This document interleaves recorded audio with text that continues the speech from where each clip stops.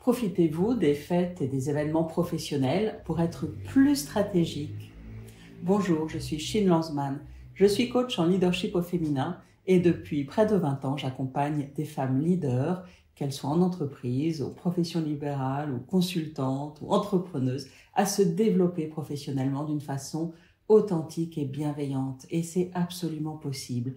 Comme il est aussi possible de profiter de tous les événements professionnels de fin d'année auxquels vous êtes invité pour réfléchir à comment vous allez pouvoir être encore plus stratégique. Alors, vous le savez, évidemment, premier conseil, faites attention à l'alcool, même si c'est festif, même s'il y a à boire, il y a à manger, il y a à danser, c'est la fête. Vous n'êtes pas dans une fête avec des amis et l'image qu'ils vont avoir de vous, vous le savez déjà, hein, voilà, il faut que ça reste quand même une image professionnelle. Et c'est très très difficile ce genre de situation. En tout cas pour moi, je me souviens quand je travaillais à Canal+, qui était réputé pour faire de superbes fêtes, j'étais souvent assez embarrassée parce que j'arrivais pas à m'éclater devant mon boss, le boss de mon boss, le président. Et d'ailleurs, je ne sais pas si vous avez remarqué, mais il y a des entreprises où plus on est haut placé dans la hiérarchie et moins on s'éclate dans les fêtes. On l'a vu encore récemment, une femme politique qui s'éclate, qui danse avec des amis, eh bien c'est encore très mal vu et c'est vraiment dommage. Faites attention à votre image et profitez-en pour réfléchir. Qu'est-ce que vous avez comme message important à faire passer et à qui?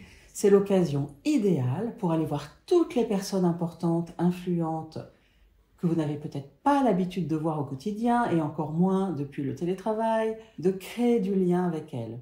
Et de vous dire que dans cette fête, vous allez pouvoir explorer toutes les tables, explorer les liens avec toutes les personnes. Quoi dire? Qu'est-ce que vous allez dire? Ça peut être, vous préparez une ou deux flash news, une bonne nouvelle de votre travail, très factuelle, en disant bah, tiens, je suis hyper contente parce que je viens de terminer ça. Oh là là, cette année, ça a été formidable grâce à ça. Et vous pouvez aussi en profiter pour donner de la reconnaissance à ceux à qui vous parlez. Tiens, au fait, je voulais te dire, oh vraiment, je suis contente de travailler avec toi, d'être dans ton équipe ou d'avoir collaboré sur tel dossier parce que c'était vraiment chouette quand tu as fait ça, ça m'a vraiment aidé, merci beaucoup. C'est toujours agréable et de donner de la gratitude et de la reconnaissance et d'en recevoir. Et puis ça peut être aussi le moment plus informel où on parle de small talk. Et qu'est-ce que tu fais pour les vacances? Et quelles sont tes séries préférées? Et avec tes mômes, comment ça se passe? Là, faites un tout petit peu attention. Vous n'êtes pas chez votre coach, ni chez votre psy, ni avec votre meilleur ami. Donc tout ce qui est un peu trop négatif et personnel, c'est pas le lieu.